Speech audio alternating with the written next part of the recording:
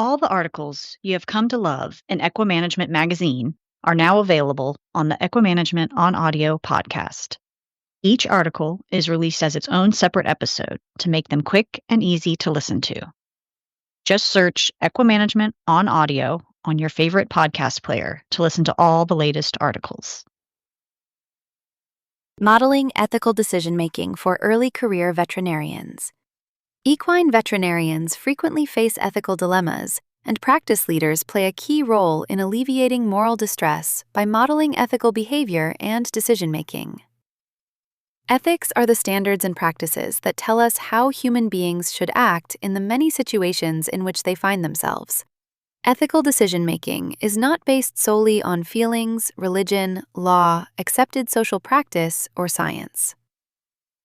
How to frame ethical decisions. 6 different lenses can help a person frame ethical decisions. 1. Rights, which suggest an ethical action is one that best protects and respects the moral rights of those affected. 2. Justice, which is the idea that each person should receive fair or equal treatment, with the understanding that equal does not necessarily mean everyone should be treated the same way in every respect. 3. Utilitarianism. A results-based approach indicates the ethical action is the one that produces the greatest balance of good over harm for as many stakeholders as possible. 4. Common good, which suggests the interlocking relationships of society are the basis of ethical reasoning, and that others require respect and compassion. 5. Virtue, which asks the question, what kind of person will I become if I do this? Or, is this action consistent with my acting at my best? 6.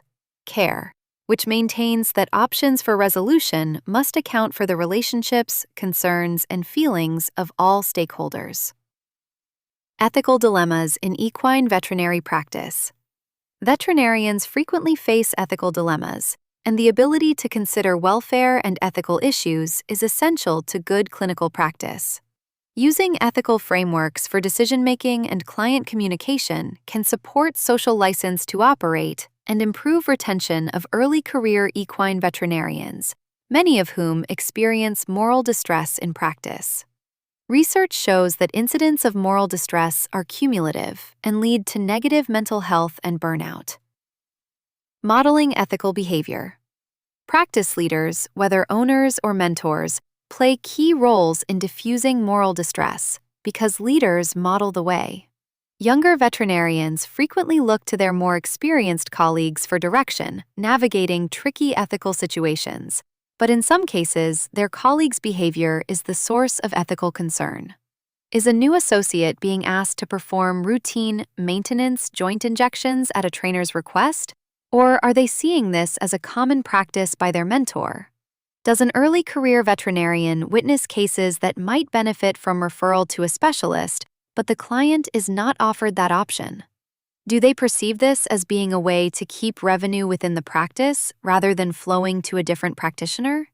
Are bottles of injectable sedatives routinely dispensed from the practice at a trainer's request? Are clients referred to unlicensed dentistry providers for work that is clearly veterinary in nature?